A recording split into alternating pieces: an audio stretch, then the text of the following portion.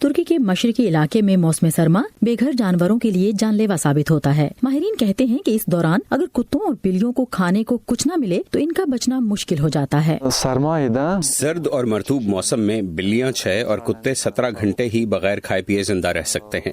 ऐसे में मौत के खतरे से 2-4 जानवरों को देखभाल के मराकज में पहुंचाना चाहिए। वैन शहर में सरमा के दौरान हजारों कुत्ते बिल्लियां इस खतरनाक सूरत हाल से दो चार होते हैं। शहर की इंतजामिया ने इनके लिए फूड स्टेशन कायम करने जैसे कुछ इब्तदाई इकदामात उठाए हैं। इन स्टेशन में खुराक फराहम करने के लिए रेस्टोरेंट्स में बचा हुआ खाना यहाँ लाया जाता है। हम इन जानवरों के लिए होटलों से बचा हुआ खाना इकट्ठा करते हैं ताकि भूखे और बीमार जानवरों को बचाया जा सके। इसके अलावा हम जख्मी जानवरों को भी इलाज के लिए ले जाते हैं और जब उनके जख्म भर जाते हैं तो उन्हें दोबारा सड़कों पर छोड़ देते हैं। शहरी भी इस सिलसिले में आगे आए हैं। हमें खुद को इनकी जगह रखकर सोचना चाहिए, क्या उन्हें भी हमारी तरह सर्दी लगती है?